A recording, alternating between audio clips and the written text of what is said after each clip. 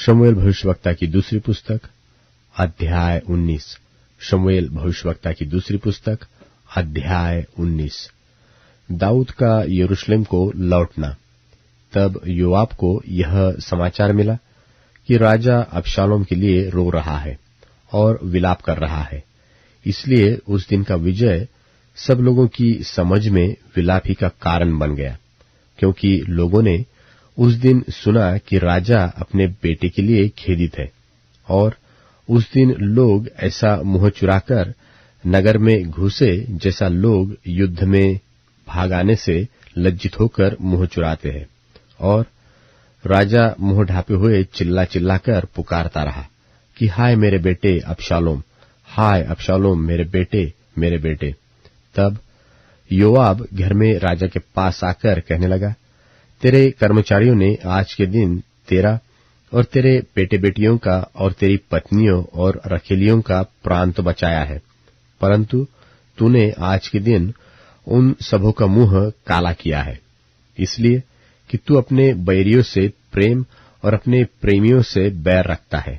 तूने आज यह प्रकट किया कि तुझे हाकिमों और कर्मचारियों की कुछ चिंता नहीं, वरन मैंने आज जान लिया कि यदि हम सब आज मारे जाते और अबशालोम जीवित रहता तो तू बहुत प्रसन्न होता। इसलिए अब उठकर बाहर जा और अपने कर्मचारियों को शांति दे, नहीं तो मैं परमेश्वर यहोवा की शपथ खाकर कहता हूं कि यदि तू बाहर न जाएगा तो आज रात को एक मनुष्य भी तेरे संग न रहेगा, और तेरे बचपन से लेकर अब तक जितनी विपत्तियां तुझ पर पड़ी है उन सबसे यह विपत्ति बड़ी होगी। तब राजा उठकर फाटक में जा बैठा, और जब सब लोगों को यह बताया गया कि राजा फाटक में बैठा है, तब सब लोग राजा के सामने आए। और इस्राएली अपने अपने डेरे को भाग गए थे, और इस्राएल के सब गोत्रों में सब लोग आपस में यह कहकर झगड़ते थे कि राजा ने हमें हमारे शत्रुओं के हाथ से बचाया था और पलिश्तियों के हाथ से उसी ने हमें छुड़ाया, परंतु अब वह अबशालोम के डर के मारे देश छोड़कर भाग गया। और अबशालोम, जिसको हमने अपना राजा होने को अभिषेक किया था, वह युद्ध में मर गया है। तो अब तुम क्यों चुप रहते हो और राजा को लौटा ले आने की चर्चा क्यों नहीं करते? तब राजा दाऊद ने सादोक और एब्यातार याजकों के पास कहला भेजा कि यहूदी पुरनियों से कहो कि तुम लोग राजा को भवन पहुंचाने के लिए सबसे पीछे क्यों होते हो, जबकि समस्त इस्राएल की बातचीत राजा के सुनने में आई है कि उसको भवन में पहुंचाए। तुम लोग तो मेरे भाई, वरन मेरी हड्डी की हड्डी और मांस हो, और तुम राजा को लौटाने में सबके पीछे क्यों होते हो?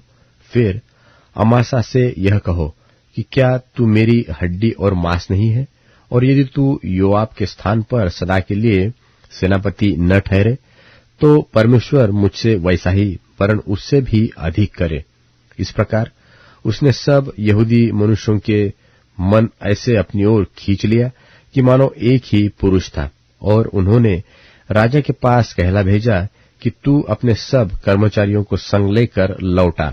तब राजा लौटकर यरदन तक आ गया, और यहूदी लोग गिलगाल तक गए कि उससे मिलकर उसे यरदन पार ले आए।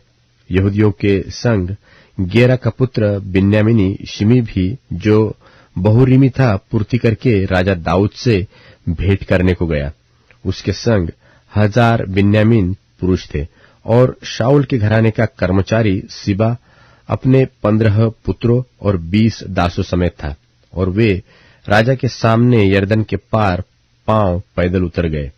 और एक बेड़ा राजा के परिवार को पार ले आने और जिस काम में वह उसे लगाने चाहे उसी में लगने के लिए पार गया।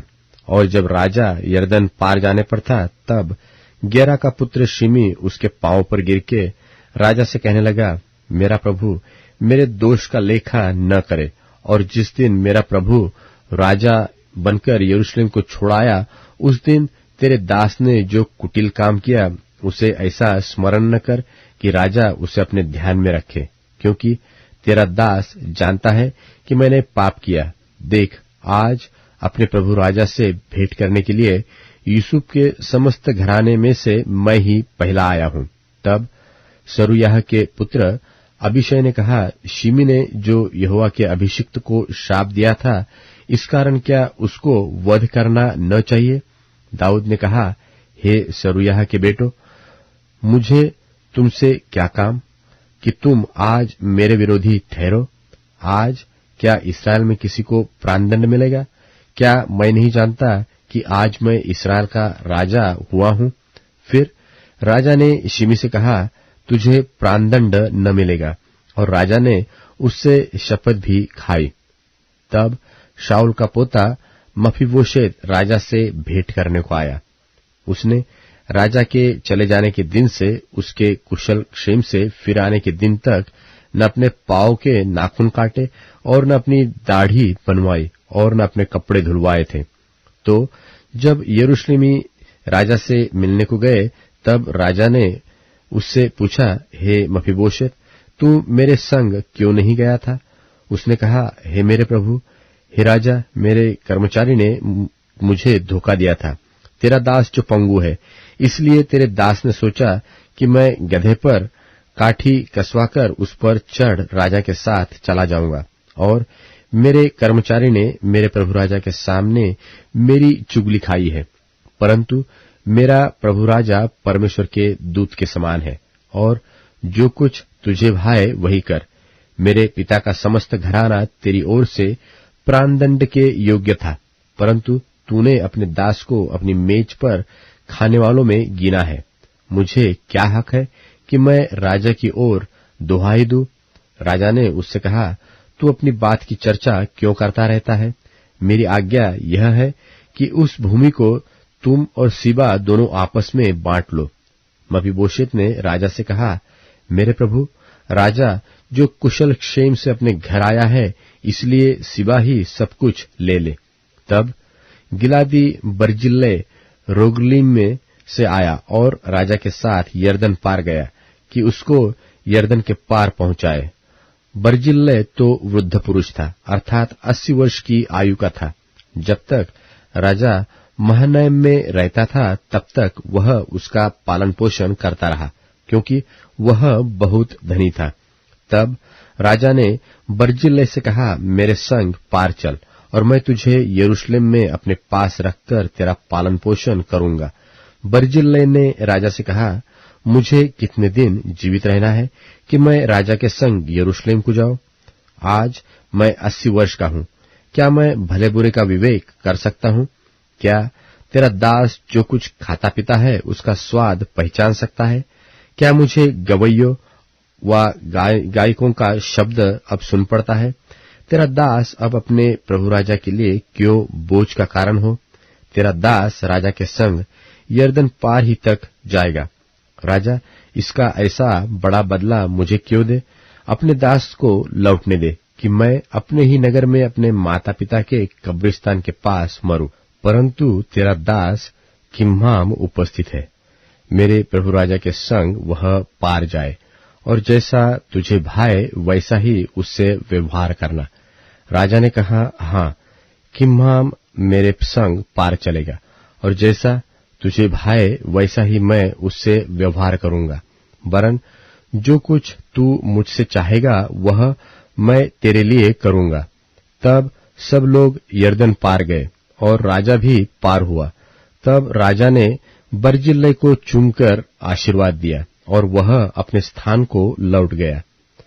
तब राजा गिलगाल की ओर पार गया और उसके संग किम्हाम पार हुआ, और सब यहूदी लोगों ने और आधे इस्राएली लोगों ने राजा को पार पहुंचाया। तब सब इस्राएली पुरुष राजा के पास आए और राजा से कहने लगे, क्या कारण है कि हमारे यहूदी भाई तुझे चोरी से ले आए और परिवार समेत राजा को और उसके सब जनों को भी यरदन पार ले आए हैं?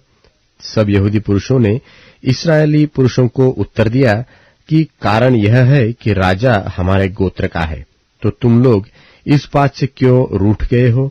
क्या हमने राजा का दिया हुआ कुछ खाया है व उसने हमें कुछ दान दिया है? इस्राएली पुरुष ने यहूदी पुरुषों को उत्तर दिया, राजा में 10 अंश हमारा है और दाऊद में हमारा भाग तुम्हारे भाग से बड़ा है। तो फिर तुमने हमें क्यों तुच्छ जाना? क्या अपने राजा के लौटा ले आने की चर्चा पहले हम ही ने न की थी? और यहूदी पुरुषों ने इस्राएली पुरुषों से अधिक कड़ी बातें कही।